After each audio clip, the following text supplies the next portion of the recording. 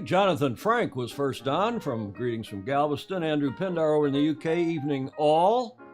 Good evening to you, sir. Wet Hog in Annapolis. Happy Friday. Yes, indeed. We've got some action out here on the bay, San Francisco Bay, out in front of St. Francis Yacht Club. The Inspire program is underway. You can see them sailing off the front deck there of the St. Francis Yacht Club. Nice evening there last night for the Yachtsman of the Year and Yachtswoman of the Year. Rolex sponsored, U.S. Sailing hosted. Gordon Smith in Denmark, Paul Homchick probably here in the Bay Area. Restream, that's Julia. Rob Fry, good morning from Auckland. We're at Saturday morning. Ed Worley, hi Ed. Chris Exley in Salem, Mass. Outside of Boston, Steve Gruber in slowly warming Connecticut. Jay Rendell, White Bear Lake up in Minnesota. Hamish Ross down in Auckland. My beloved mother is back as we get this one underway. Off the dock, right? 7, 6, 5, 4, 3, 2, 1. There it is on the big screen. And it's not working here on my slides, but I'll watch it on the big screen for a minute anyway. Greg Phillips, the Gold Coast in Oz. Tom Pace, probably down in Florida.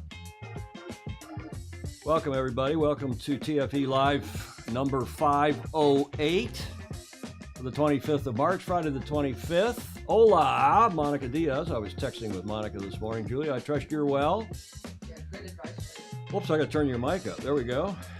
Did she have good advice for you? She did. I was trying to figure out how to pronounce Jordi Schammer, Xammer in Spanish, and I did figure that out. And we are. Oh, good. And we have figured that out. An X is pronounced like an SH in English, and I appreciate her filling us in. Now, why aren't my slides here on the main? See, they're changing on the TV, but they're not changing here on this computer. So I can't show them directly. And see, I've still got that cover slide. Just bear with me for a sec, folks. We have a new piece of gear that may not be liking what's going on here. There's Julia. Oops. Well, that's a pain. That is a royal pain. But we'll get it working here in a sec if you'll bear with us, everybody. Thanks for your patience. Because without the slides, I don't have a show. And we'll get the slides here in a moment. Julia, keep everybody posted. Yes. Tell them what's going on around here this week. Yeah. Well, San Francisco is not going to be the lack for tourists this day because the Sweet 16 is here. What is the Sweet 16? And Sweet 16 is the third to last round in the March Madness basketball. But there'll be 20,000 people running around for that. There already are. They're overwhelming the sports bars. Yeah. And we have a little thing going, SailGP, and there are lots of media interest and people. Well, you saw that. Okay, we're working to get. You saw that on CBS this morning. Yes. I have the video, thanks to Stingray, who sent me a link to that video, and so did others who saw it. Yeah. I'm not going to play the whole thing, but it was terrific. I did download it. You did. Well, I've got it too. Oh, well, good. For the. But it was good, and I've never seen anything that well documented by a major network about sailing. It was a long piece too. Yeah. It's a couple, 2.5-3 minute piece, maybe longer. Oh, longer, probably 10. Good piece. Okay, we got our slides working again here, and this is the starting line. Well, there it is. Yeah. Now, is it going to work or not? Oh, bloody hell! This is embarrassing. Well, that's because. Well, we're going to fix it. Yeah. So we're going to fix it because it is not working, and that is not correct. And I'm going to look one more time and see if we can fix it, Julia, without going back to the previous setup, which would really, this hasn't happened, but it's a new piece of gear, tested extensively yesterday. Yes. And not working. And see, when I change the slides, well, it's sort of working. Let's see if it's working. No, it's not. It's Croutonic. See, the slides are all on this computer. This computer has to feed into the broadcast computer, but I'm boring you all with that. You want to see the show. You don't want to hear about all this madness. So bear with me, please, for a second. Julia, carry on. Yes, Blake Middleton has noted that the women's basketball Final Four will be in Minneapolis and hopefully include the Stanford women. Stanford women? Defending national champions. He's biased because he coached there. He is, and he was a very good coach there. So, Baton Rouge saying SailGP improving in people's minds as an event, or are people liking it more because the cup news is disheartening? I think it's a little of both, to be fair. Yeah. I think it is a little of both. Now, Julia, I'm going to try one more time to get this to work, and if not, we're going to have to do some major surgery here because I can't do the show without slides. No. Right? Right. We just can't. You could do it, but it wouldn't be nearly as exciting. No, we can't do it without slides. So just bear with me, everybody, here while we try to get this one working once and for all.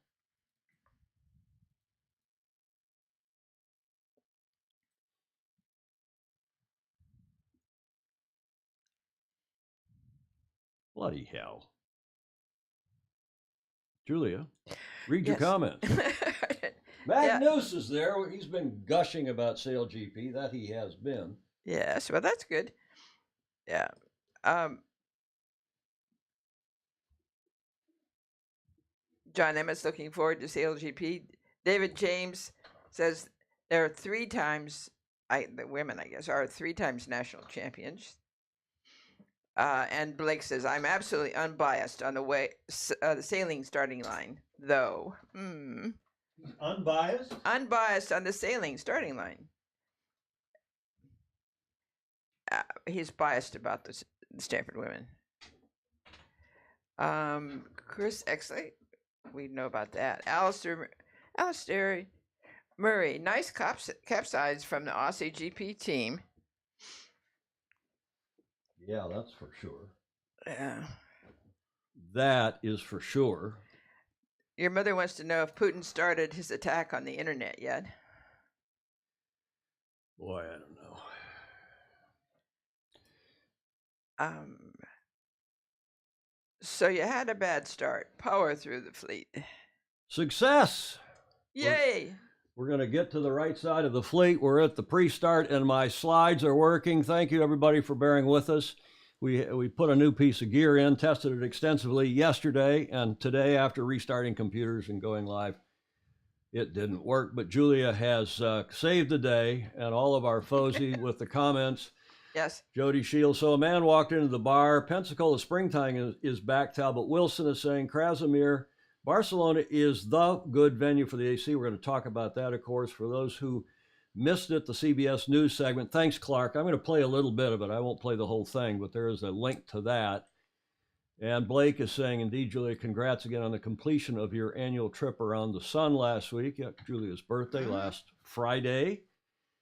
And maybe we'll get into it now that I've got some slides. This, of course, from Lake Champlain. Why do I say Champagne? I must have it on the brain. I was going to say, you're thinking of Bubblies. Maybe. Darlene Hines, our good friend, FOSI. Do you know what day it is today? 25th of March. This is a live video from Athens, Greece, this morning, where it is Independence Day, marked in the town squares, down the main streets of many cities, including Athens, with parades and marching bands, not unlike what is done probably in your country on your Independence Day. The Greek War of Independence, also known as the Greek Revolution of 1821, or it's yada yada, Wikipedia, thank you, was a successful war of independence. Took a while. Took 8 years. Independence by Greece revolutionaries against the Ottoman Empire. Remember that? Oh, yes. Between 18, remember that from your history, 1821 and 1829. The Greeks were later assisted by the Brits, the French, and the Russians against the Turks and the Ottomans, while the Ottomans were aided by their North African vassals. Look at the choice of word there. Particularly Egypt.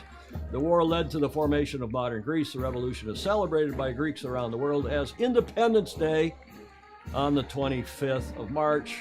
There's Tommy the Tuba going by, technically a sousaphone, which I'm sure is one of the reasons my back is chronic after carrying a sousaphone around for 4 years in marching band in high school. Do you love a parade, Julia? It depends. I really like marching bands and parades if they don't get too crowded and too chronic. The 25th of March, to all our Greek friends, happy Independence Day. There's a little bit of a military group there. Looks naval, in fact. Warm regards to His Majesty King Constantine, gold medalist in the 1960 Olympics for Greece in the Dragon class. Longtime President of Honor of World Sailing, and before that, ISAF and IYRU. Okay, enough on the Greek Independence Day. Pointing out, now we have another special thing today. This is a birthday that we want to wish a very happy birthday to, see if you can identify her, Julia. She is alive and kicking at age 90 today. So actually, it's today in New Zealand, Australia. Her birthday's technically tomorrow, but I thought since, we celebrate things on the 26th, down under. She's looking good. I'll tell you, she still looks good at age 90. Her name is Barbara McElnea. I've never heard of her. Uh-oh. You have, you just don't recognize her last name. This is her starring at the Roxy Theater on the ice in New York in 1956. That other picture may be from the Broadmoor. I don't know where the other picture, the picture on the left. She is the mother of John Sangmeister, our FOSI John Sangmeister, Super FOSI. In fact, he's one of our major contributors and longest contributors. His mother, there she is at age just a few days ago. So just about to turn 90 technically tomorrow here in the States. Today down under. They're both looking good. Both looking great. And happy birthday to Mrs. John, the John's mom, Barbara, whom I've met and is a real character, bright, sharp as a tack, and a wonderful lady. Yes. Happy birthday to Barbara. Terrific. McElnea at age 90. Bravo, Zulu. Okay, the slides are working beautifully, Julia. Good thing, because we got a long, cool show, starting, of course, with the starting line now, and I've changed the starting line picture in honor of SailGP to a start of a SailGP race here, what was it, 3 years ago, I guess, was the last time we had a SailGP here. But we're going to start with John Emmett's report from his new slide, John Emmett Sailing, which he said I could use, probably do so. Our master mentor and coach extraordinaire, John Emmett, in his report today.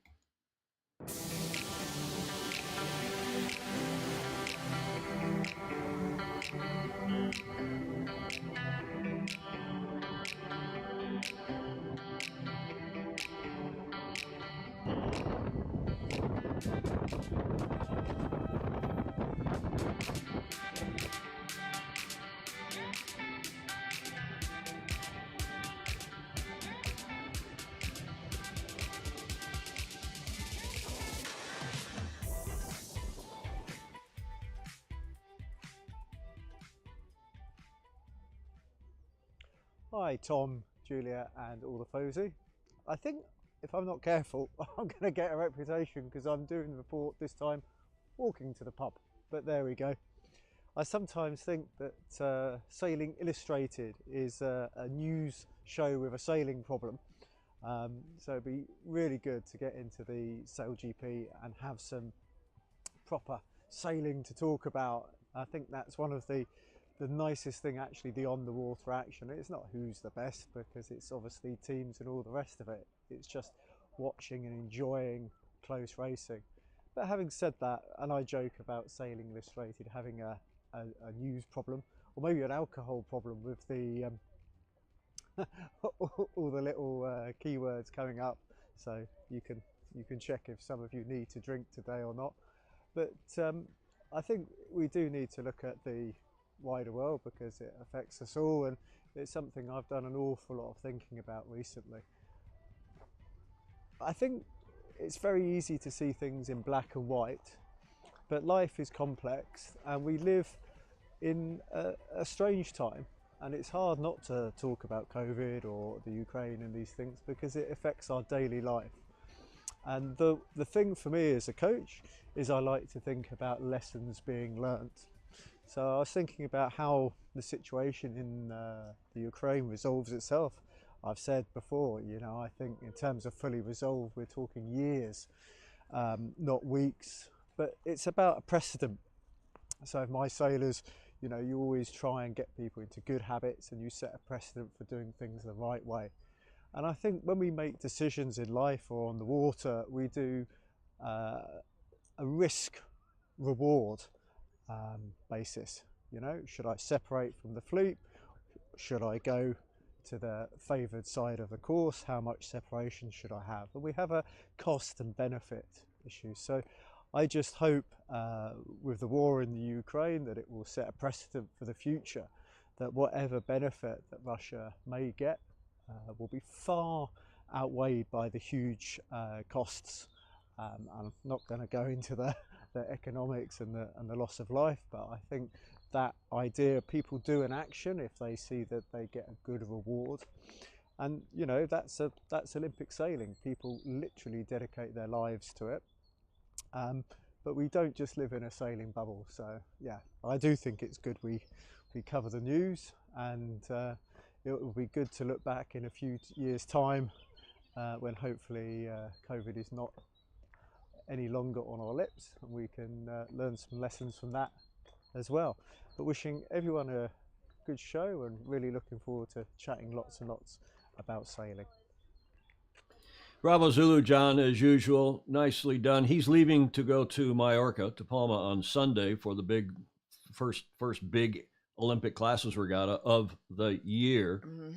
And he says he thinks he'll have time to send us reports as well from there. That'd be nice. Krasimir is saying, sadly, Putin is digging a ditch for all the Russian people. Yeah, this gas ruble card was a shot from a cornered man. Yeah, nice words, Gordon Smith. He looks normal for a change. Well, you can see he's not shaven. Those of you who thought he was clean shaven. Yeah. But, who cares? He can shave or not shave. The key thing is he's headed to the pub. I know. Yeah. And then headed to Mallorca on Sunday, he said. We'll wish him well. Thanks, John Emmett, super coach from the UK. And by the way, those of you in the UK, I'm sorry to see that your COVID, I think you've got the greatest number of COVID cases ever recorded now, per capita anyway, quite a deal. Omicron. It's Omicron, the BA2, the sub variant, I guess they call it. And I was watching Dr. John Campbell this morning, and this thing is going, no doubt, it's going to spread through the U.S. And the good news is, bad news is it's communicable like measles. You look at somebody and you'll get it. You'll get it from them. Good news is that the hospitalizations don't seem to be going up, and it doesn't seem to be too awful bad. We hope all we can do is hope. And I asked John, I said, these prams, as you would say in the UK, and well, not just in the UK and the Commonwealth nations, but there seems to be showing up. Did you notice that in his video? And of course, Lily is shooting that video for him. Yes. And that was the opening shot. And then before she panned over and got John and said, I didn't know if they're trying to send us some kind of a subtle message. Well, you better not ask. I'm not going to, but I thought that was an interesting it is. Shot. Okay, let's get right into SailGP. As John, what's some other comments here? Emmett is saying, who John's on here, of course, it is only going to get more transmissible and less serious to the population. Well, that's the natural evolution of viruses, right? And he says, I'll probably be talking about COVID on the next show. Pub is my favorite four-letter word, Jody Shields. Jonathan Frank, outstanding once again. John, Jon. And deterrent, who's that? Somebody says something about deterrent to wars. The overall cost of war should be the deterrent so that we have no more. It's hard to figure this one out, especially Putin just must have his generals must have sold him a bad bill of goods and told him they could dash in there and take over the Russian sections. Or he told the generals that they could. Well, maybe. Who knows? Who knows? It's a sad situation. I did talk to John Yelda, our Russian friend here. Oh, yeah. He's declined to come on the show for now. Well, I understand that. And I do too, but we'll see if we can get him on and And maybe we'll have another look in with our other, either Russian or Ukrainian friends, just to get from their perspective what is going on. But let's get to the cool event. It's practice day here. I don't know what's going on out in the bay, on the bay. I don't see any of the Inspire boats. The big boats must be coming out shortly. It's 13:20 here, 21. So 21 minutes after 1 in the afternoon. They will be racing at 2 o'clock tomorrow from 2 till 3:30, 1400 to 15:30, and then again on Sunday, 1400 to 15:30. Julia and I will be over at the St. Francis Yacht Club. I'm doing commentary for the members in the grill room. It's not open to the public, but there are other. SailGP still has tickets, I understand, to some of their they've done very well to some of their VIP areas, and you can buy a ticket to the Champagne Lounge or. Is the commentary going outside too? No. And I'm not going to sit there and believe it or not. I know it's hard for many of you to believe. I'm not going to sit there and gas bag. Yeah. We're just going to give a quick sound bite. Here's what's going on, because we'll have it up on the TV. We'll listen to the commentators on the TV. We'll having our lunch and having a few cocktails, no doubt. And then right out front of us in the grill room is the race course, so we literally can see it. And then it's more by way of people having questions. And Ken Glidewell, who's a FOSI, past Commodore, once removed now, terrific guy, is going to be joining us at least for tomorrow, at least Saturday. And it's really just to help the members understand what's going on. Right. Like we did 3 years ago with Commodore Heineken. Right. Which It's good. It was good. And this is turning into a terrific event in what we like to say in a iconically beautiful, reliably windy venue. That's the newest building there in the background. What's that called, Julia? Salesforce Tower. Yeah. Beautifully framed shot that came from SailGP, and it's just, whether it's the bridge or Alcatraz or downtown, it's just fabulous. There's the Danish boat there in the background left. Here's the video I ran on Tuesday that just gives you a brief introduction to SailGP San Francisco and the venue. It's the final event of the SailGP season. It's all or nothing in San Francisco. The big dogs in the prize fight. With their eyes on the prize in the winner-takes-all final race. Spitting on board the USA for connection. 8 teams going head-to-head in all-out action. Join us for the Mubadala United States Sail Grand Prix. Mubadala. Yes. So that's how you pronounce that. Again, I think we finally got that right on Tuesday. Yeah. No, that Salesforce Tower, who Wet Hog was asking, is that the building that's settling? No, that's another building called Millennium Tower, which is a high-rise condo. But very close to that. But yeah, it's that whole area that's all reclaimed land from the 1700s. Well, so is all downtown San Francisco. Well, so is where we're sitting here in the marina. Right. So that's happening here in a big way. Plus, as Julia said while I was futzing with the equipment, we have this, in this country, March is arguably the coolest sports month, especially if you like basketball, especially if you like college sports, because it's called March Madness. All of the top 64, or is it 68 now, colleges in basketball get seeded into a tournament. There are 156 this time.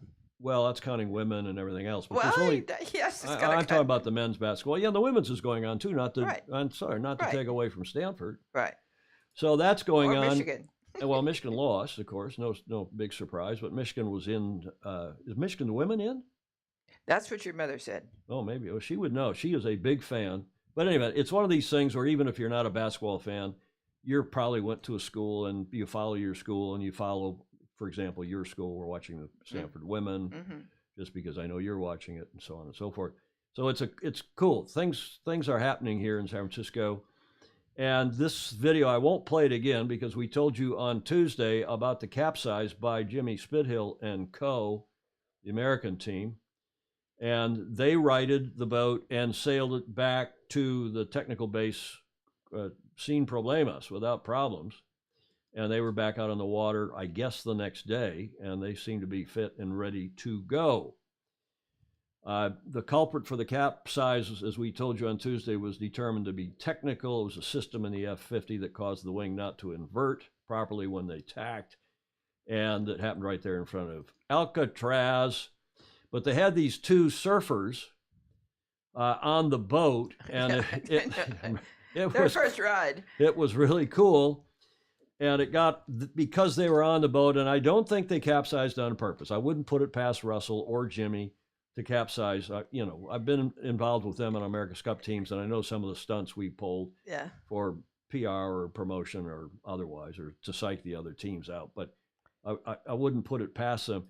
But this was the following the system checks overnight. The middle paragraph there, the team is expected to resume training. They did on Tuesday. Carried on Tuesday, Wednesday, Thursday, and now, of course, today is Friday, is the official practice day at press conference this morning. Some of you watched, some of you sent me the link. Thank you. But now there is this video that SailGP has released of the American capsize, the U.S. team capsize on Monday. 1, 2, 3, hit it! We're here in San Francisco at the SailGP. I got a really cool phone call from Red Bull, and you know when they call you, it's always something very exciting. They said Kai Lenny and myself come down, get a chance to sail in these crazy boats, and just kind of check it all out. All right, how's it going? Good to see you. You good? Yeah, buddy. How's it going, mate? Captain, You guys tell brought us. the warm weather. Nice, Yeah, huh? Man, yes, and that's the freezing. wind. We've got 8 of these machines going in the water, as we can see. Yeah, I think you guys will have fun. How fast are we going to be going today? Probably sort of up towards 60, 65 mile an hour. I could get up to like 20 knots on my Hobie Cat. Yeah, it'll be a little faster than that. And capsize. And capsize that. Capsize. Capsize. This is the boat you don't want to see. Yeah, you don't want to see this one, huh? No, this is the ambulance. You know, there's always the possibility it can go all the way over. Yeah. So that's just what we train for. Okay. Grab your ear, 2 breaths, unhook, pull yourself clear, done. No questions, problems, queries, all good? Am I going to get wet? Yeah. Paper, scissors, rock, who's first? Come on.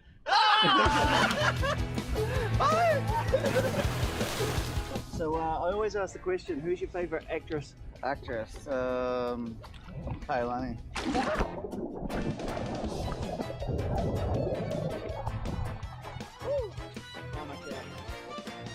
Yeah, real life. So your favourite actress is Kai Lenny. Yeah. Who's your favourite actor? Oh, Vin Diesel. Yeah, let's go.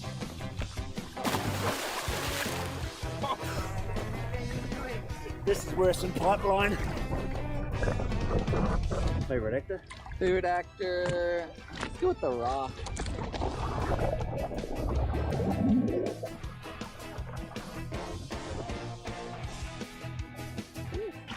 You're actually allowed to breathe on that. I just did freediving, learning that you can like hold your breath for like 2 minutes easy without any air in your lungs. It's like if I get the wind knocked out of me and I don't have any air in my lungs, sometimes I swear it's easier to hold my breath with no air. Besides breaking my legs a couple times, as though my worst winter ever, just getting slammed on the Really? reef. Yeah. I had a hematoma on my back, all swollen.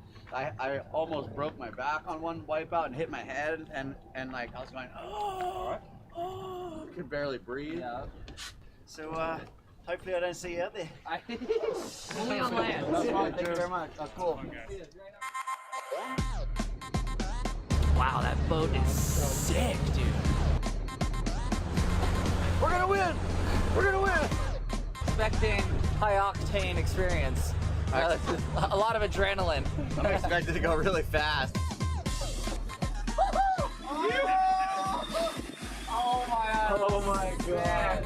Jamie, you go. You're the master commander. Go fast, take chances, send it.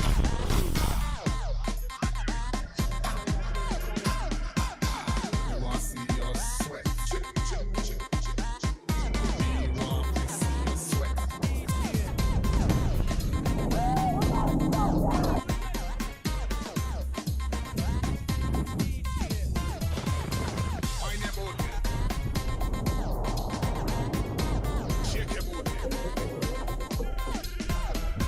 like honestly can't even explain how amazing that was. We were going 46 knots. We were going in the corners and just like full G-forces pushing you up against the side of the boat, and like you can barely breathe, and you're like, oh my God.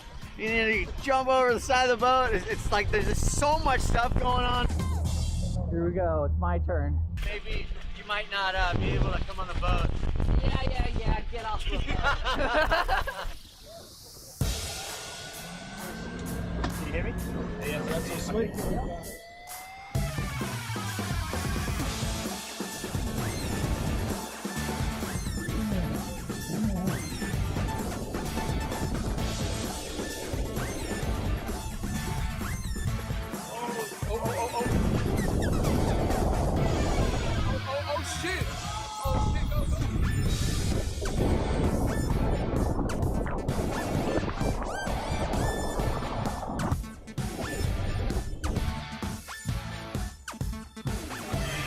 Kai, are you alright, Kai? What'd he do? Kai, I just let him on the boat and he crashed it. He's completely blowing it right now. We were tacking back upwind, and I think one of the hydraulic functions on the wing didn't switch. The wing, the hydraulic didn't go. Oh no! Did not expect to go all the way over. When we're in the water, I was just staring at the wing, just being like, I hope the wing doesn't break.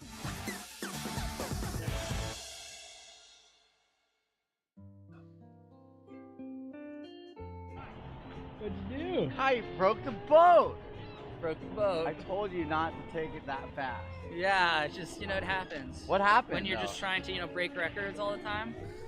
Anyway, it was fine. How gnarly was it, like running across that trampoline and then the boat's like moving around, and I was just like I was just like hyper aware, like, okay, stay low, like, and then by the end I was like starting to kind of stand up a little bit more.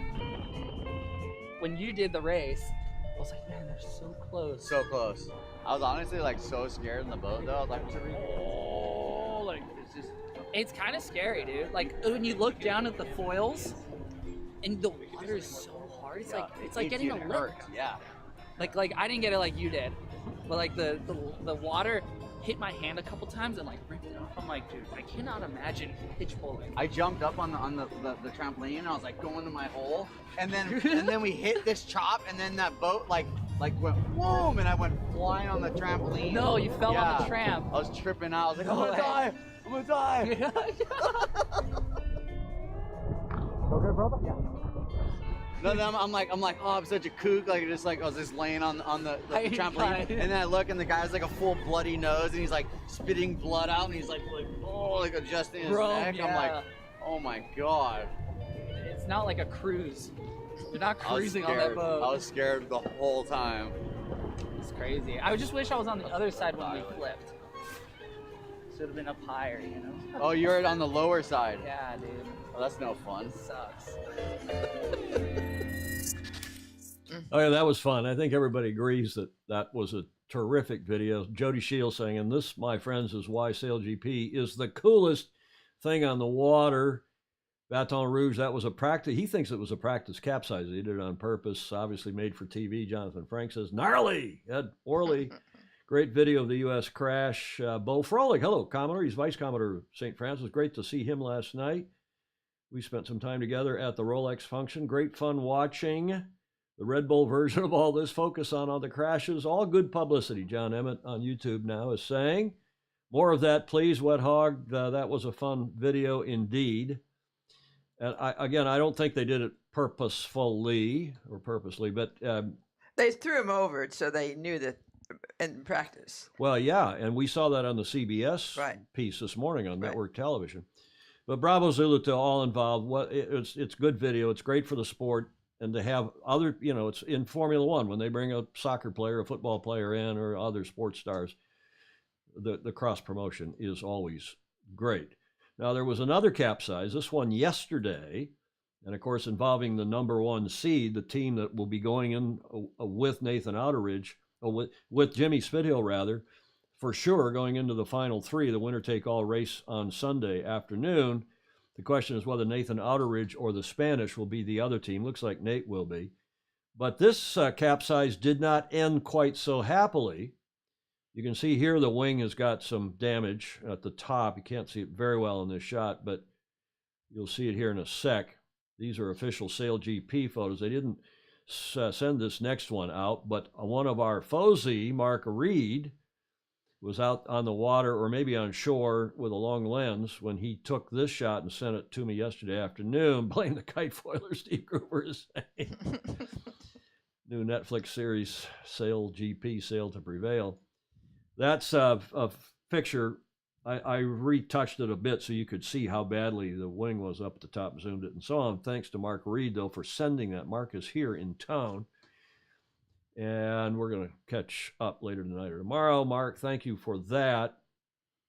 And then Tip and Shaft, that excellent Friday newsletter that comes out from France, ran this picture from SailGP. This is of Jimmy, of Team USA capsizing, but they said this. The week of training prior to this weekend SailGP Season 2 finale is in San Francisco was full of action with 2 capsizes, the American boat on Tuesday. That's the photo we're just showing you.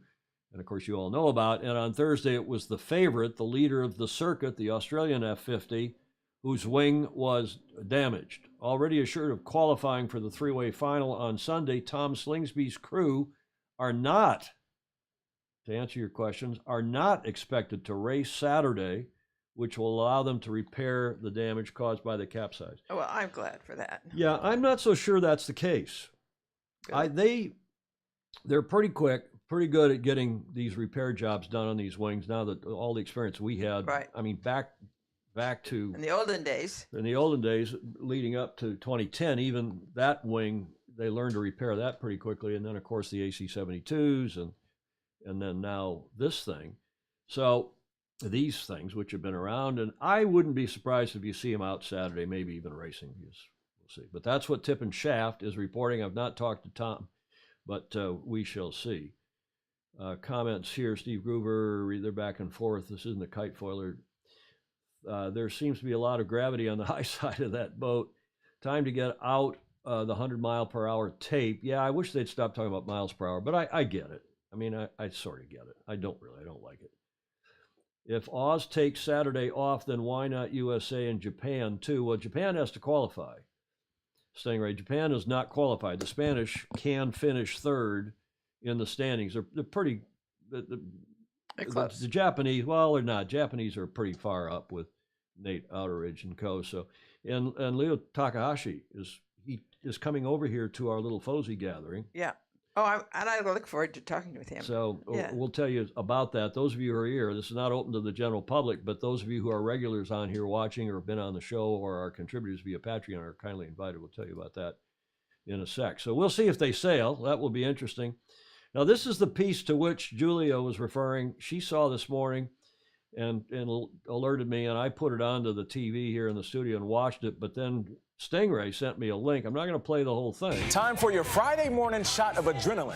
When you think of sailing, you might not think of extreme action, hair-raising speed, on the number 1 or 2 morning show here in the States. A new racing league called SailGP is trying to change the way you look at the sport. This weekend, it hosts the grand finale of its season with a series of races in the San Francisco Bay. That's where CBS Sunday morning correspondent Lee Cowan boarded a 50-foot catamaran to shut off at speeds of almost 60 miles per hour. Okay, so some of this video obviously has been supplied by SailGP. Some of it they've taken.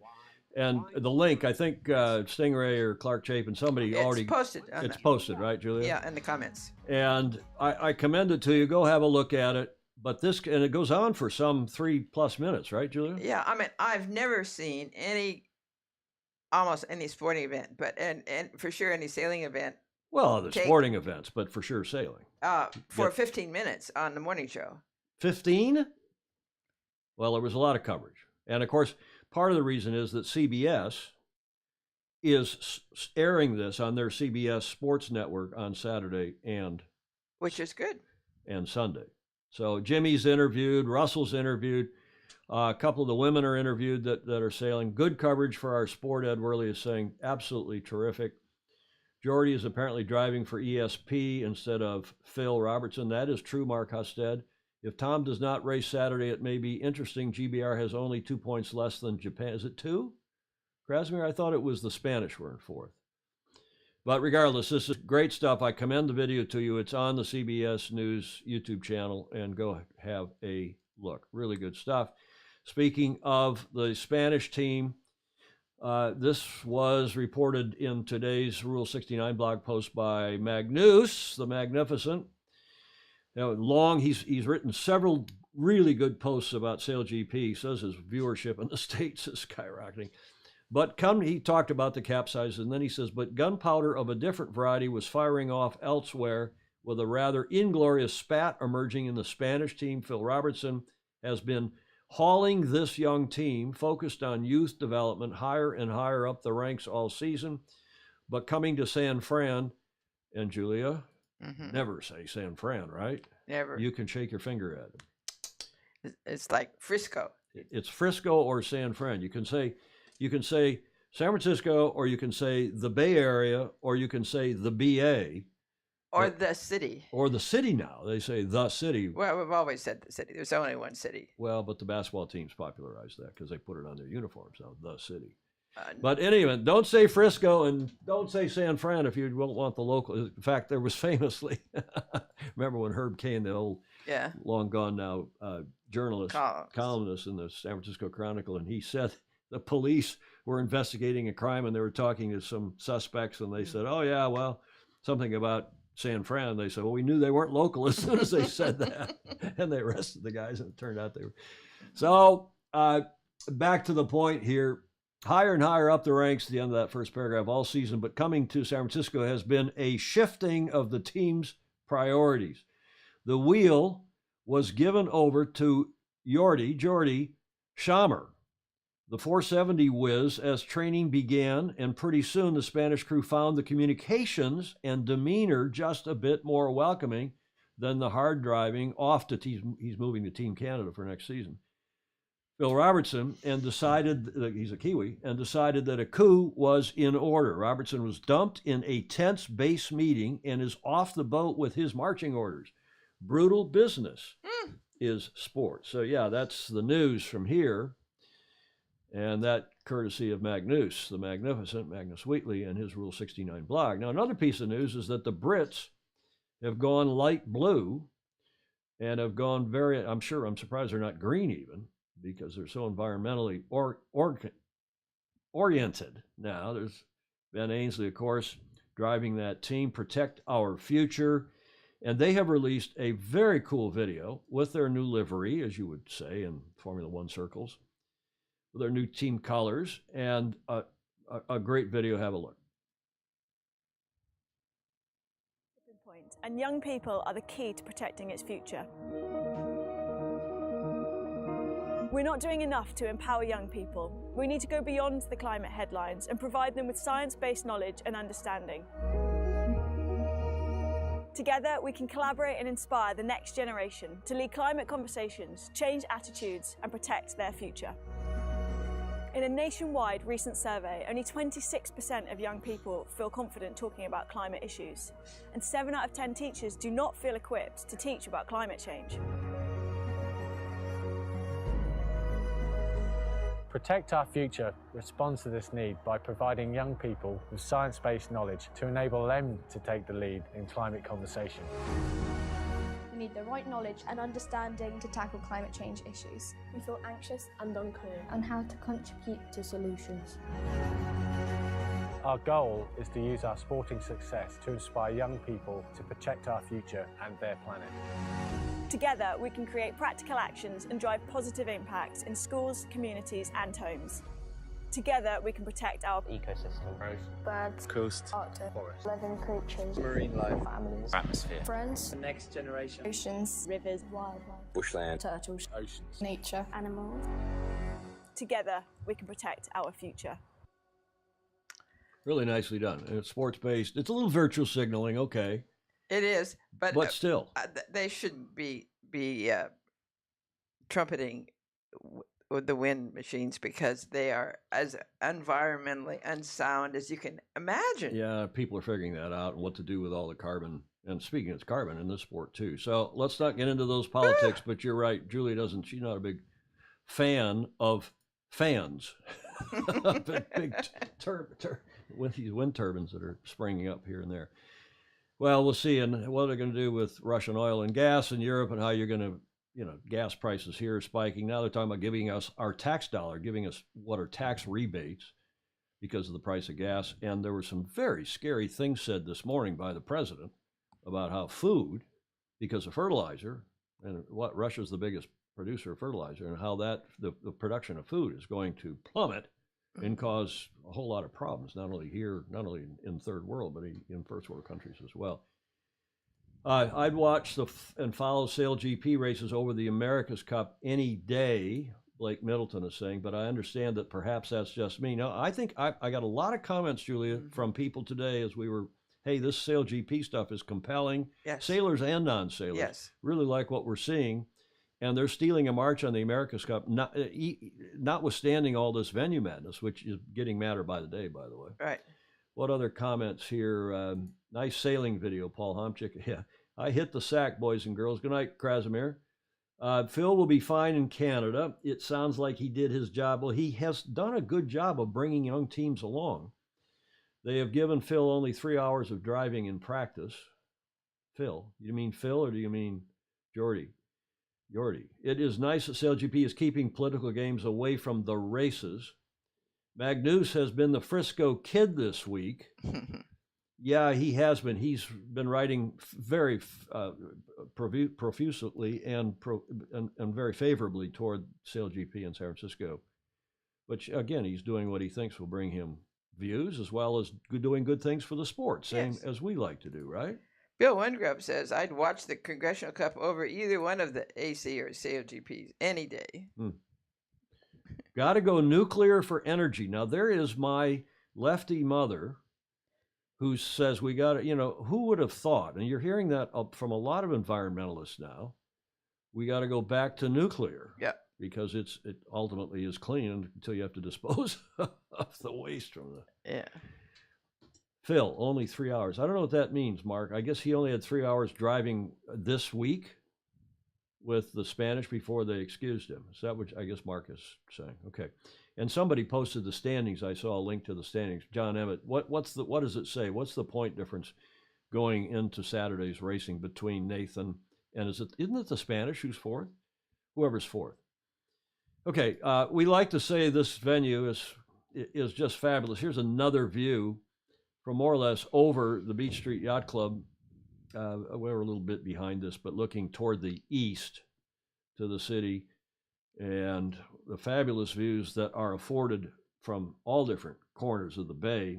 And this is the South Bay. This is the peninsula between St. Francis and Golden Gate. St. Francis is down here behind what is the VIP tents there. This is the general punters. This is paid seating here in the grandstands. This is public. Doesn't cost anything here. Or maybe it does down here, but you can see all the people. This is from 3 years ago. And there's plenty of places to watch it, including in the VIP areas in both Golden Gate Yacht Club, which is down here to the right off frame, and at St. Francis to the left. And I think there's tickets still available at both. And if you don't want to do that, you can look from almost any place from the bay. Exactly. I'm just looking to see what's going on. I see one boat out there now. Spanish or the Danish, it looks like, over there in the upper right corner of that shot. Not much breeze. The breeze looks like it's around a bit to the north. Well, we'll talk about the weather in a sec. You want to say something? I was going to say it was forecast to be 13, 14. Yeah, and it's going to blow on Sunday. It's supposed to blow 20 on Sunday out of the south. That'll be fun. So that, as you know, is looking from, it's not technically Marina Green. Marina Green is that big park lawn area to the behind this shot to the south, behind where these folks are seated. And the race course, that's looking kind of west-northwest. And the starting area is just up there in the upper right corner of that shot. And this is the same racing area that will be used this weekend, Saturday, Sunday, for the Mubadala. I think I've gotten that right now. Yeah, it sounds right now. Mubadala. And they start, and they will be, at least on Saturday, when we have a westerly predicted, reaching across on starboard tack toward this so-called speed mark, Mark 1, which is right out front of the Yacht Club Peninsula there, where the club's in that nice seating area and standing area. They turn that to port, leave it to port, go downwind to a gate off Alcatraz, then come back upwind to a windward gate, back down to Alcatraz, up to that speed mark, turn left again, this time coming to a finish line in front of the SailGP race village. So there is the map. Again, we showed you this on Tuesday. Start over towards Sausalito. The wind normally blowing from right to left, coming around this mark, down to the gate, beat upwind, through this gate, downwind again, up, and then turn that speed mark and turn left and come into the finish line, the speed mark they call it. It's a reaching mark. And if the wind on Sunday is out of the south, I'll go back to the camera 4 here. If the wind's out of the south, this thing will get rotated and you'll be seeing them finish across like that rather than coming at you in the village and at the Yacht Club Peninsula. So it should be an interesting weekend regardless. And we'll see if I can't believe that they'll be out there. All 3 teams will be hammer and tongs. Sternstein. Oh, Rob Sternstein. Yeah, said everyone out now, blowing except us. Except the Aussie. Yeah, I'm not surprised that they wouldn't be out there today. Yeah. Because, you know, they're trying to repair their wing from their capsize yesterday, and they want to be sure it's really good. And then maybe they won't race Saturday, maybe tomorrow, maybe they just practice, and that's possible. Maybe they'll still get out this afternoon. SailGP is doing a magnificent job reaching to all people from all walks of life and getting them excited about our sport, Captain Jonathan Frank says. Yes. According to Fritz Mueller, Chris Exley is saying geothermal is coming. High-powered lasers will be able to drill 11 miles deep. Not going to cause earthquakes or other problems. Well, that's interesting. Whoever figures out how to neutralize nuclear waste is the winner. So far, alternatives to nuclear energy have not really solved any waste problem for their technology. Okay, and there's Rob Sternstein's comment that you mentioned, Julie. Everybody's out except the Australians. Stingray is saying there's a nice podcast this week with Slingsby at around 23:30 he compares SailGP to the AC and had big words about the future of SailGP, and that was whose podcast was that? Stingray, let us know who was that. With Shirley? We'll see who that was with. Does not every team have a spare complete wing? No, SailGP has a spare complete wing or 2 that can be fitted on any of the boats, is my last I knew. That's the best of my knowledge. Beautiful scenes, and it will continue. Practice racing today.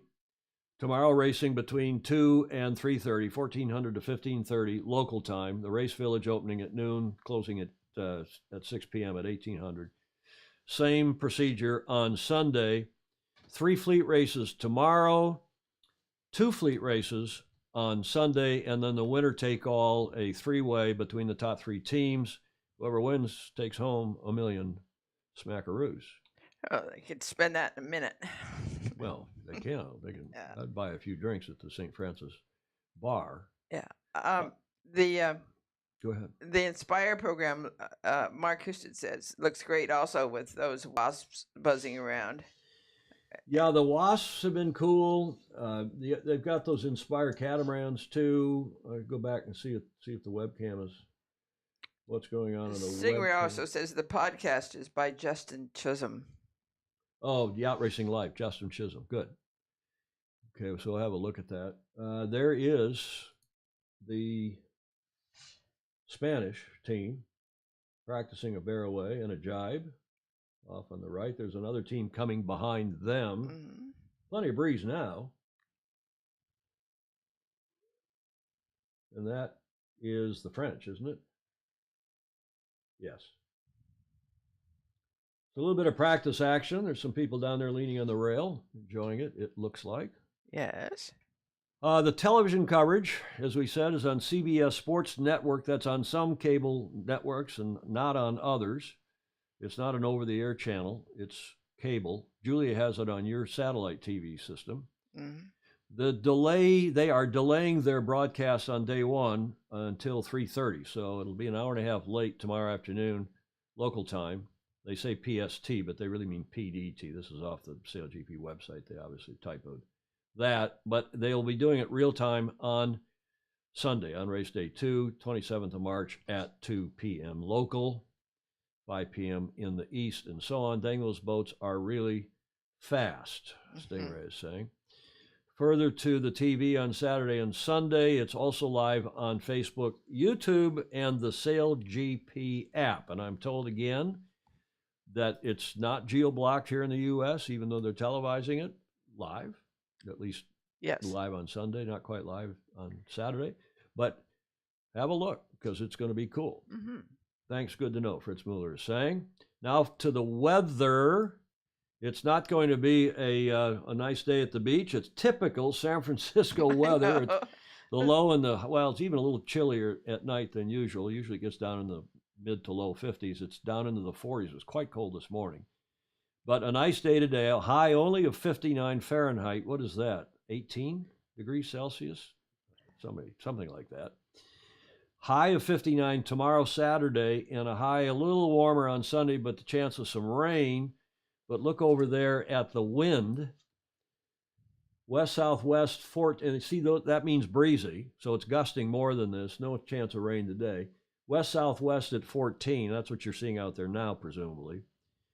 West-southwest at 14 on Saturday, but look at this, the rainy day, there's going to be some kind of frontal action.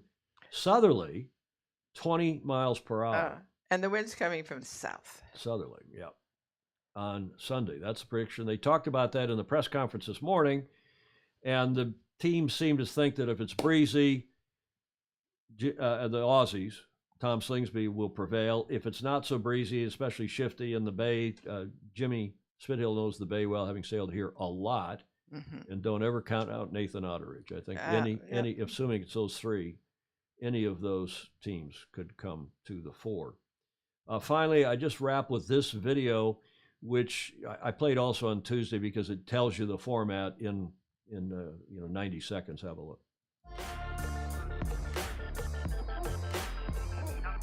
The Mubadala United States Sail Grand Prix in San Francisco is the grand final event of the SailGP season and must crown not only the winner of the event, but the winner of the championship.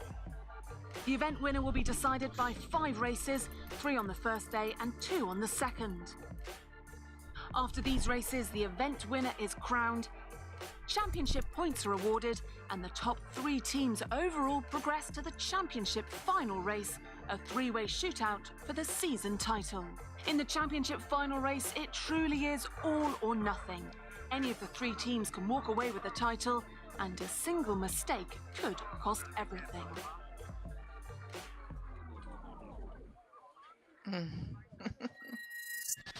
They also said in the press conference this morning, these will not be the only 2 capsizes. They fully expect, they're out there on knife's edge. It is going to be scary and fun. It looks like a pretty nasty low coming in with that front. Bill Wingrove is looking at his weather app, I guess. South winds favors a fast finish. That's true. SailGP, it's here in San Francisco, as you all know, and we have invited the FOSI here to the Beach Street Yacht Club for an open house. I blocked out so that we don't have croutons going. If you're a FOSI, you're regular here on the show. If you've been on the show, if you're a patron, send me a text. I have sent this invitation to any of you from whom I've heard. We're expecting 30, 35 people over here on at a given time. I'll tell you, it's tomorrow. So don't just walk in because this is not transferable. Don't invite your friends and family because we can't accommodate, that many people here, right, Julia? Right. But we will have fun. We'll have some poo-poos. We'll have tequila and soda. Yes. BYOB if you don't want to drink tequila soda with the Commodore. Right, Commodore? Right. Well, it's all for their health. Yes, it's the lowest glycemic drink. It's even lower glycemic, lower sugar than champagne or wine. Chardonnay, it's a lot of sugar. Yeah. Good thing they have 3 on the bay and a southerly tied out. Yeah, good. Yeah, 3 different wing sizes. Now Sunday looks wicked. It does. It does indeed. South wind, I've never seen that and lived in Alameda for a year. Yeah, well, we do get some southerly winds. Chris Bulger is saying, love watching GP and AC, but sail media coverage of the 18 skiffs is still the best TV coverage. of sailing for sailors. Commentary about rig tune and sail trim while boats are going 20. Amazing. Yep. What is your wine preference for us to gift you? Don't worry about that, Pamela. I know you're coming over. You've got the invite, right, Pamela? And she's bringing a couple VIP guests, in fact. Uh-oh. Don Luna boats. But if you haven't seen this thing, I've emailed it to a number of you who told me you were going to be here and want to join us for our little gathering. I will send this to you without the blanked out spots. Or maybe for some of you, we'll leave it blanked out. I don't know. We think you're, no, I'm kidding, obviously. That's it for SailGP, except there's some breaking news today that is, I didn't believe it at first. I thought that somebody was teasing us. You talk about the metaverse, you talk about blockchain, you talk about crypto. Yeah. Get this is for real. This is not, well, it may be Crutonic, but the story is not Crutonic. It is real. And here's the news. Coindesk.com carried this headline this morning. It was announced yesterday here. It was a soft announcement. I haven't seen it anyplace else other than on Coindesk and one or two of these other crypto-type websites this morning. Larry Ellison, SailGP, and a group called the NEAR Foundation. It's a nonprofit, and they call it the NEAR Protocol, to create a DAO for sports team ownership in SailGP. Now, you know what a DAO is? Mm-mm. It's in the subhead there. Members of the Decentralized Autonomous Organization will be, it's a DAO. I learned something. Oh, that's good to will know. be able to determine athlete selection, team management, and team strategy. Now, I'm going to for other owners. Well, hey, let me read the rest of the article. Yeah. Because I had to read it a couple times to figure out. I thought maybe they were talking about, one of these fantasy leagues where you sign up and you compete against your friends and you get to choose players. But this is beyond that. This looks like you can buy into via crypto, via the blockchain, and actually help manage a team. Read it with me. Global Sailing League, SailGP, founded by Oracle Chairman Larry Ellison, and the NEAR Protocol are creating a decentralized autonomous organization, DAO, to enable fans to be owners of sports teams, according to a statement yesterday. Quote, we are ushering in a brand new era of entertainment by combining sports and technology to elevate the fan experience to a level that has never been seen before. And we're proud to be leading the way alongside a like-minded organization that shares our core values and visions, said Marieke Flamant, CEO of the NEAR Foundation, the not-for-profit entity that oversees development on the NEAR, capital N, NEAR blockchain in the statement. A DAO is a blockchain-based form of organization or company governed by code, computer code, rather than leaders. Anyone who purchases the DAO's native token, the crypto token, has the right to vote on important matters related to the DAO. The NEAR protocol's native token, NEAR, N-E-A-R, is trading 7% higher today. The DAO team could join the SailGP lineup as soon as season 4, so not this coming season 3, but a year from now. Members of the DAO will be able to determine athlete selection, team management, and team strategy. Wow. Gordon Smith is saying it's a fascinating development. Yeah, I guess it's not, this is for real. At first I thought somebody was pulling somebody's leg. It's not April 1st, at least not yet. Also part of the multi-year partnership, Ellison Sailing League and NEAR's developers will work on, no surprise, integrated technology and research and development initiatives such as ticketing, non-fungible tokens, NFTs, if you've been following that development, app integration and gaming, as well as global Web3, becoming new, big new. Yes. Internet. Web3 community development. What do you think of that? Well, I think that's very interesting. That is an article by Chamomile, I guess. I don't know how else to... Chamomile? Chamomile, probably. Shumba. Ooh, what a nice What name. A great name, terrific name. I know. Wouldn't you like to be Chamomile Shumba? Coindesk SailGP.com. So that's the news there. Wow. And I frankly, I thought that was the biggest news of the day. I mean, I think that's kind of mind-blowing stuff. I'm not a big fan of the metaverse. I'm not a big fan of putting on VR goggles. I kind of understand crypto, I think. I've got a bit of it. Not much, because I'm too poor. But, you know, I sort of understand it. And if Larry's with this, it's probably a deal, Julia. Mm-hmm. And what are other people saying? What are the dates of SailGP San Fran? SF. Just use SF, set based on the Indian Wells tournament. Oh, were the dates of SailGP, maybe. Yeah, they didn't want to conflict with Indian Wells. I mean, is Indian Wells over? Is it still going on? I don't know. I don't know. In the DAO article, I sent a link to Stingray so he could analyze it, being the bright spark that he is, that I saw. They also said LE will be on the SF Bay this weekend for the event. Yes, I understand that as well. Rob Sternstein says, I took a seminar on DAOs, still don't understand. I know.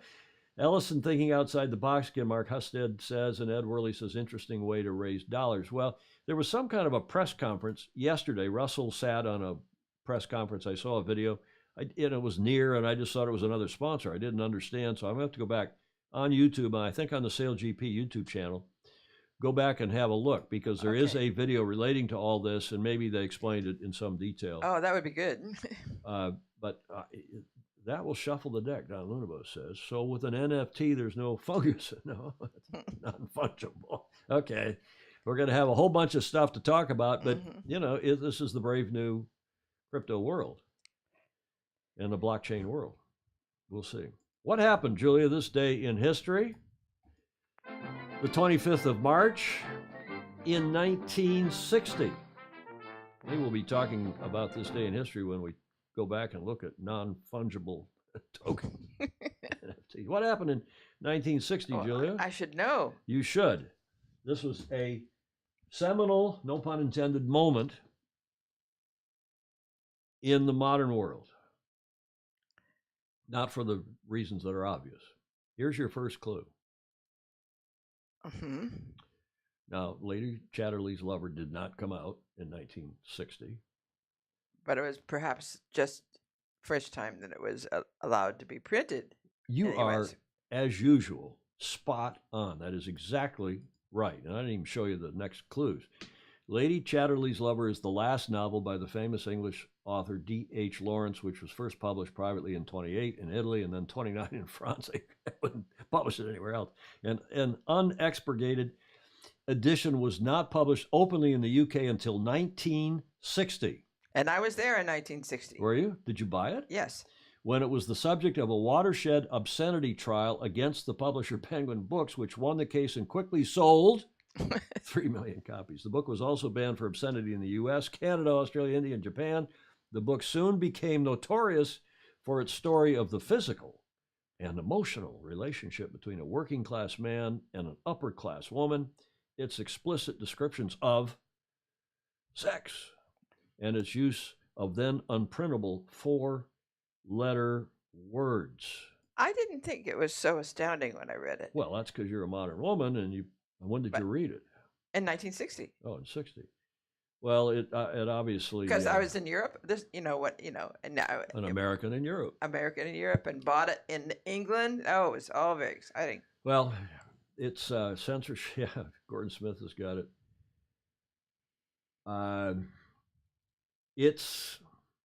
There's D.H. Lawrence, and what happened actually on this day, it was ruled not obscene in New York City, which apparently became the turning point from what I was reading on Wikipedia today. Once New York City said, okay, this is okay, the rest of the states followed, and the rest of the world that hadn't, other than France and Italy, already were with it. And that was this day in history on the 25th of March, 1960. Lady Chatterley's Lover was not obscene, but it did, according by all reports, it changed the outlook, the social and sexual mores all over the world. And this little ditty came out at the same time. Sexual intercourse began in 1963, which was rather late for me, between the end of the Chatterley Band and the Beatles' first LP. I love it. 3 years later. D.H. Lawrence. Huh? Yeah. Nice. Later, Lady Chatterley took all of the wind out of his sails. Well, apparently this happened to him. Apparently this was a bit of a bio. What do you call that when you write about yourself? Autobiography. Well, it was a bit autobiographical, correct. The actor Alan Bates from the movie was a dear friend of my grandmother's. Wow, go Julia, go. Blake Middleton, go Julia, go. As Tom Lear once said, as the judge said on the way that he acquitted my Aunt Hortense, to be smut, it must be without redeeming social importance. Well, it was a big deal. And, you know, the rest of us, I mean, the women's movement, the sexual revolution, God knows what else has happened as a result of that loosening of the post-Victorian England and the rest of the world. Bravo Zulu, turning back to sailing. Last night was over at St. Francis Yacht Club. U.S. Sailing hosted their annual awards ceremony. It was live streamed. You can go on the U.S. Sailing Facebook page and see it if you want. But here is a video just out about the Rolex Awards for the USA's Yachtsman and Yachtswoman of the Year.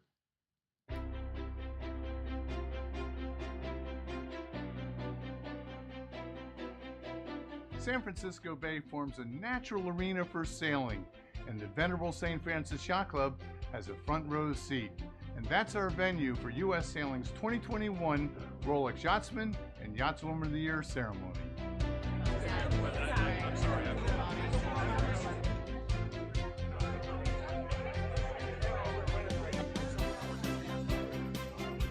This award dates way back to 1961 when Buddy Melges and Timmy Lahr were awarded this trophy. And Rolex, thank you very much. Rolex has been our title sponsor and made this award very special all the way back to 1980. As tradition, we're going to start with the women. So let's meet them and ask a few questions.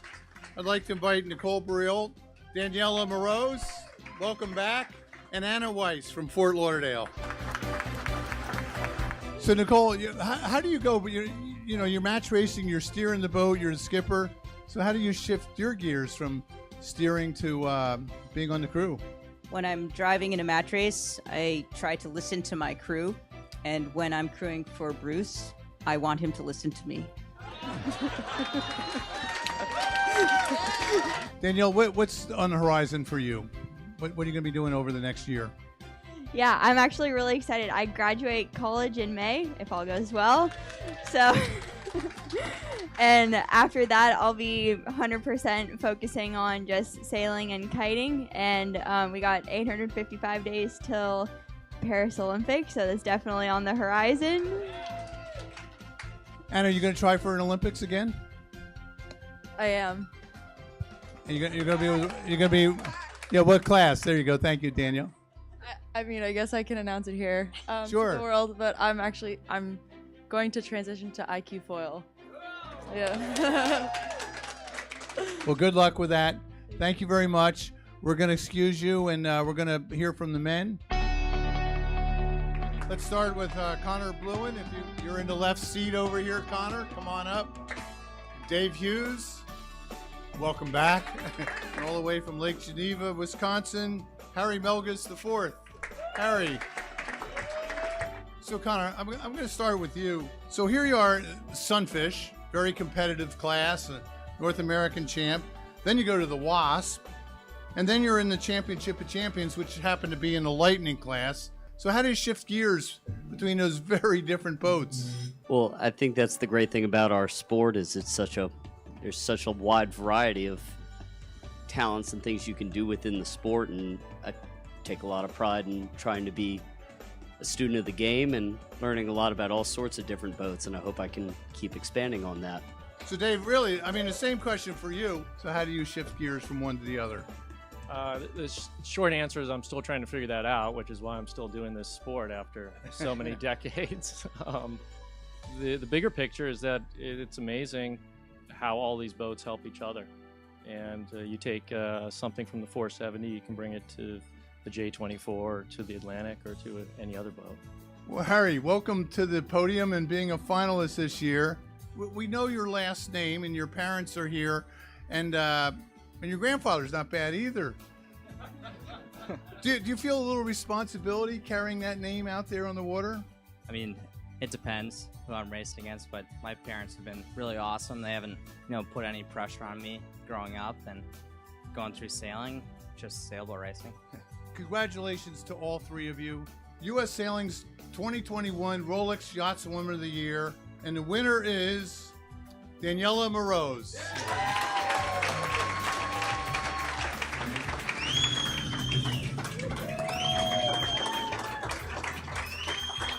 I'm 21 years old right now. I just turned 21 last month, and I never in a million years would have imagined to be receiving this award for the third time.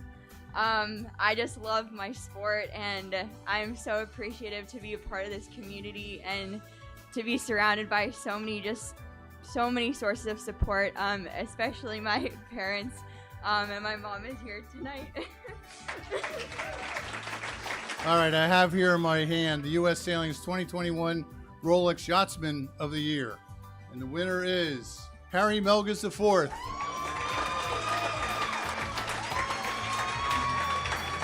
A popular choice, but... My grandfather, who won this award 60 years ago today, is one of my biggest inspirations in the sport. He taught me many things, but for me, the most important thing was a love for the outdoors. Whether he was sitting in the marsh or racing the America's Cup, he always would say the same thing. You're just playing with Mother Nature. Thank you guys so much for this award. Thank you, Rolex. Thank you to the St. Francis Yacht Club. Thank you to U.S. Sailing.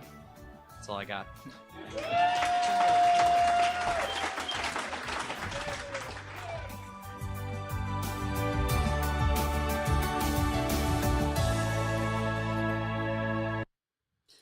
Yeah, you should, very popular. You're Yes. absolutely right. Now, you may all recall that on this show, what, a month or month and a half ago, Gary came on, was our guest, Right. and we announced the short list. Right. From whence then these finalists came. There were 3 and 3, and I'm on the one of the journalists now that gets to vote on this, selectors. And we voted in secret, we voted in private. We didn't know who was winning, although, we could talk with each other, and Gary and I talked and a few others, and we had a pretty good idea that Daniela would probably win again because she was a couple of you said the women are really punching above their international weight compared to the men. And Daniela has won she's the only one of the women who'd won a world championship, and they tend to vote and they tend to recognize for the Rolex, whether it's here or other countries, Yachtsman or Yachtswoman of the Year, people who have performed well in world championships, the Olympic medals, the America's Cup, SailGP, I suppose. And Harry has been domestic for the most part, and he, of course, Buddy Melges' grandson. And both very popular winners. This is her third time winning it, right? And Right. Did somebody say she did, not 3 two. times before Yeah. 21, Yeah. Baton Rouge. Yeah, he did. And it was, thanks for playing. I did not see that last night. Baton Rouge said they were both pure gold. Yes, they are indeed. And it was it was very well done at your club, Julie, at our club. And they were jam-packed. I'm sorry, we weren't allowed to bring +1s because you could see how full the room Yeah, it was, just with the former winners, with their parents, friends, and family of those nominees, of the selectors. The video's available to see online. Yes. Yeah, and The whole, and as Bill Wingrove said, it's too bad they should have started it earlier. I agree with Bill. They should have started it earlier because by the time they got around to this, it was almost 10 o'clock our time, which is 1 in the morning in the East Coast. Right. But the whole thing's on there, on the Facebook page of U.S. Sailing. And then this YouTube video, which they must have worked really hard to get out. Right. Because I just got it before we went to air. Yeah. I assume I got a link to it, so I assume it's also on their YouTube channel by now. Very well produced, very nicely done. I thought they asked me to live stream it, and I declined because we got so much going on. Right. And frankly, they did a terrific job of the They live did. stream. And as you all said, Gary Magnus said it, and others have said it. His ability to sit down with sailors far and wide, young and old, all over the planet, and that's the way World Sailing should run their Rolex Yachtsman and Yachtswoman of the Year presentation. They should keep it secret, and they should have somebody like Gary. It could be Magnus Wheatley, for example. Yeah. Could have been the late, great Bob Fisher. Sit down, have a little natter, have a chat with the 3 finalists, and then announce them. And Gary did not know the winners himself, he didn't know the winners No. until he opened the envelope. Yeah. And I went into the television area and I saw the lower thirds, Oh, which they had already produced. And I didn't tell anybody, and I didn't go put it on the air or anything because it was a nice surprise. But yeah. very well done. Congratulations. Thanks for playing. I did not see that. Oh, we read that. They are both pure gold, Chris. Excellent. Yeah, and I was thinking the whole thing through. How many awards ceremonies have we all been to, and they sort of drag on, and even though the purpose of them is real and a good one, they're sort of dull. And this one moved on, had some interesting things in it. One of the best I've seen for that kind of thing. It did drag a bit because it wasn't just the Rolex. Had it been, and this is maybe the answer for Bill Wingrove, had it been just the Rolex Awards, this thing would have, happened earlier. But Daniela there on the left, Bravo Zulu again, Harry H, as they call him, H4. But there were a lot of other award winners. This was U.S. Sailing's annual awards presentation, and the guys in the pink and the red trousers on the left are the Cleveland Yachting Club in Rocky River, Ohio. They won for the Regatta of the Year. The Thistle Nationals, they just did it's called the St. Petersburg Trophy, a fabulous award. There are other award winners there. And then on the far right, you see there is a longtime friend of mine. We're going to play his video. He's the one you commented on about the Orca video. Oh, and his name is Ron Rosenberg, terrific sailing family down in Long Beach. And he is a fabulous sailor. I've known him since the early 80s when he and John Shad and others used to sleep on our floor in the condo in Newport when they were campaigning 470s. And then he reminded me of Youth World Championships, where I was on the jury. And apparently I was the designated driver because the kids were drinking and I wasn't. Driving them around from an event. I don't remember all that. But he is a terrific guy. We're going to hopefully talk to him. I just got a call from him during the show. He was flying up to Seattle. Ron Rosenberg, he's a peach of a guy. A lot of you will know him. Try to get him on the show, if not Tuesday, sometime. I loved his comments. Well, you liked it because he said, he wasn't talking about Long Beach Yacht Club. He was talking about this other yacht club in Maine or someplace. Where was that club? Orcas Island. Orcas Island. He was representing the Orcas Island. And they won some kind of an award. Yes. And I'm sorry I don't have it at the tip of my tongue. And he was fabulous. And he said, when we grow up, our little club, we'd like to go be just like St. Francis. And of course, it made everybody at St. Francis feel just peachy keen.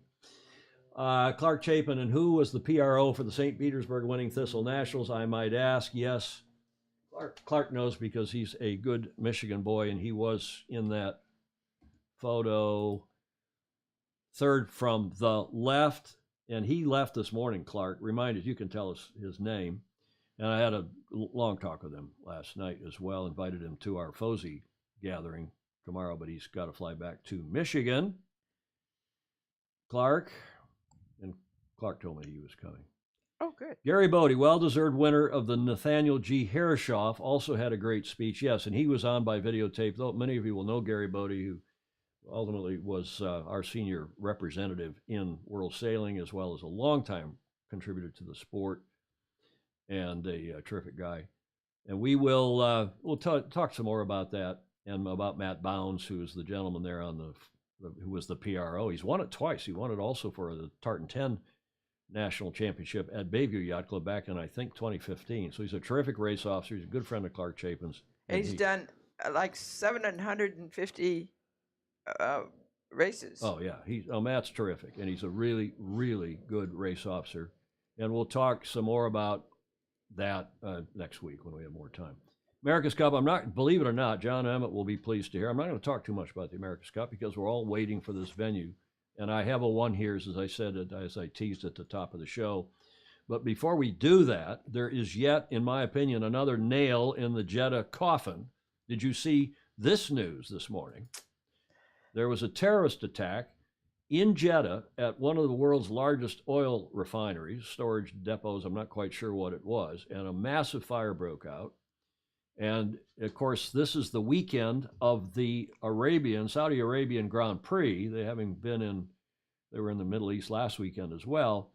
But this fire was reported 3 hours ago now when it first broke out. And Houthi rebels have taken credit for recent attacks on Jeddah And they have, since this headline came out, they've also taken credit via, at least the Associated Press is reporting it, that they're taking credit for a fire, for this terrorist attack. And this is Sky News Australia's report. Going to start with that developing situation in Saudi Arabia. A large explosion at an oil refinery in Jeddah, close to the circuit for this weekend's Grand Prix. Here is Craig Slater. What have you found out? Well, we're still awaiting official confirmation regarding exactly what this blaze is and perhaps more significantly what has caused it. But clearly, and you can look at these images, this is our Sky Italy colleague Mara San Giorgio reporting from the Jeddah circuit, and you can see those thick black clouds of smoke somewhere between 10 to 15 kilometers from the circuit itself. As you say, from local media we understand the blaze is at an oil refinery, and the Al Jazeera satellite news channel run by Yemeni's Houthi group, who are in disputes with Saudi Arabia. There's been a long-running conflict within Yemen. In advance of this Grand Prix, human rights groups in this country explaining to me that they viewed Saudi Arabia as incursions into Yemen and an attempt to tamper with the politics there, akin to Russia's invasion of Ukraine. So this has been a long-running conflict, and rocket attacks have been part of it. Indeed, 4 days ago, there was a rocket attack targeting this oil refinery in advance of the Grand Prix itself. A couple of years ago, around the Formula E event, which was held in Saudi Arabia, there was another rocket attack, and it caused temporarily those Formula E teams to have to postpone their return to the UK. We're still waiting on official confirmation that this blaze has been caused by a Yemeni rocket attack. In the interim, Formula One are telling us merely this. They're saying that the position at the moment is that we are awaiting further information from the authorities on what has happened. They are also advising us that it's too soon to speculate, and they're cautioning us against a quick assumption that this is indeed some kind of attack. What I would have to say in context to all of this is that this happened towards the end of first practice, which continued to its conclusion. And while the smoke was filling the sky in the precincts of the circuit, or not quite there, but certainly clearly visible from the circuit, then the Formula 2 qualifying also continued. So does that give us some kind of early indication that certainly that those in control of this event don't see that there is clear and present danger threatening the circuit? However, okay, that was earlier this morning, before the Houthi took credit for it, and via, as I've seen in the AP and several other news reports. So won't carry on. That's Sky Sports. And did I say Australia? Maybe it was Sky Sports in the UK. But then there was this report later on from Racer.com that the Saudi Arabian GP will continue despite the nearby rebel attack, which had been confirmed by then. This is a more recent report from maybe 3 hours ago now. Formula One bosses have told teams and drivers that the Saudi Arabian Grand Prix will continue despite a rebel attack within 6 miles of the circuit in Jeddah. Yemeni Houthi rebels took responsibility for an attack on the Aramco oil depot in the north of the Saudi Arabian city, part of an ongoing war with a Saudi-led coalition. The attack took place during FP1, Practice 1, and smoke could be seen rising into the sky during the opening session, with a huge fire breaking out at the plant. So there are a lot of comments here from you all, some funny, some, this is a potentially very dangerous and difficult situation. Let me guess, this is Jeddah's AC venue bid going up in smoke too. Bill Wingrove, it was really demolition work to clear room for the AC bases. Look at the thickness of that black smoke, Mark Husted is saying. It was obviously pretty serious, but I think what it means, and it means for the Cup, as I said going into this piece, introing this piece, I think it is the end of any chance that Jeddah, even though they've got a deal and they've got the money, I think, Julia, there's any no chance left that it will be in Jeddah. No one in their right mind is going to go there probably in the first place. And stay for a year. And stay for a year or more. Yeah. And then maybe have Saudi Arabia having the right of first refusal on future events, because that's normally what you do in a deal like this. Yeah. So here's what I'm hearing. This is my one here's that I teased at the top of the show. I'm hearing that Barcelona has raised a good chunk of money. They don't have it all. They want to run it on the Levante Pier, which is one of the cruise ship piers. I told you some of this on Tuesday. I talked to Stingray this morning, who's monitoring. I've talked to, you saw those people who were at the deal last night at the Rolex thing, and no surprise, I talked to a number of them. I'm not going to name anybody. I've talked to a couple other FOSI in Europe in the last 48 hours as well. People who are on here regularly. I won't name them, but you can guess. And Malaga wants to do it, maybe can raise the money, but they cannot be ready in 2024. Forget about Cork. There's another article that came out. They'd love to do it, but they can't be ready in 2024. They also can't seem to raise the money, although I did hear a report, I'll call it, that Sir Ineos, that Jim Ratcliffe wants to fund Cork because it's on strategy for his Grenadier car brand and his clothing brand that they're running around in, that the team's running. Doesn't make sense. But Barcelona is, I think, now the leading choice. And I'm hearing that from different sources. They don't have the money. They've got to get 15, 20, maybe more $1 million from the central government. In the next 2 days. Well, they've got to get some, sooner or later, they get the money from the central government in Madrid. And remember, Madrid does not like Catalonia, does not like Barcelona, and Barcelona doesn't like Madrid. Yeah. Because Catalonia keeps trying to secede. Yes. There is that secessionist movement there. So they don't see eye to eye. And whether they get any of that, and the government has already told them, Madrid, the central government has told them twice, you're not going to get any money to redo those piers. And they're cruise ship piers, and you remember the cruise ship business is down a bit, so this is probably the space. Did I correct myself? The Levante Pier is actually Malaga. Sorry, is actually Malaga, not Barcelona. But I hear on that cruise ship, whatever the name of that cruise ship terminal is, Stingray, thank you. So I think it looks like Barcelona is the leading candidate. So my guess is what Mr. Dalton will do, he will say, we are going with Barcelona provisionally, provided they come up with the money, provided we can work a deal out with them now. They're the leading candidate, and here's who we're going with. It's either that or punt and delay again. But I hear that neither Mr. Dalton nor Sir Ineos, Sir Jim, want to delay, because as we've been saying on here for months, that's going to cost millions of dollars, millions of somethings per month burn rate. Right. And nobody wants that. No. They want to run it in 2024, and they won't be able to do it in Malaga in 2024. I don't see how they're going to do it in Cork. Now, the only real place they can do it, like right now, right away, is Auckland. The mayor of, what's his name? Phil Goff. Is he the mayor of Auckland? He was down, and there were some news reports. I didn't put him in here because it's just a waste of space at this point, saying, oh, yeah, wouldn't it be great if we had the America's Cup back here? We stand ready to talk to Team New Zealand and the Royal New Zealand Yacht Squadron anytime.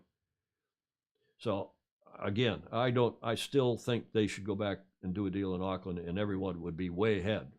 And it's a much better place to sail. Yes.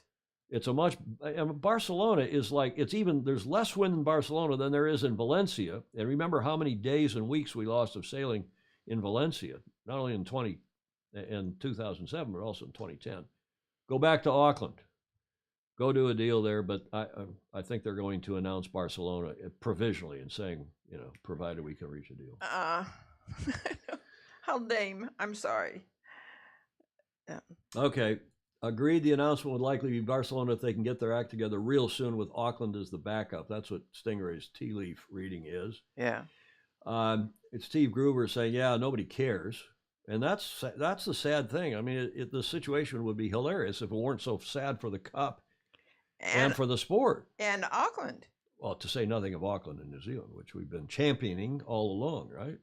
So that's my one here. That's the end of the Cup. We'll talk, no doubt, more about it on Tuesday, but The solution seems simple to me, but what do I know? Gets us to the D block.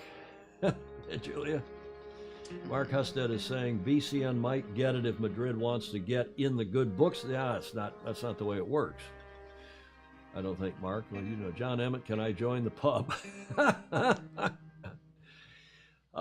Whiskey Tango Foxtrot for today, Friday the 25th. And I played this on Tuesday, and Julia shook her finger at me.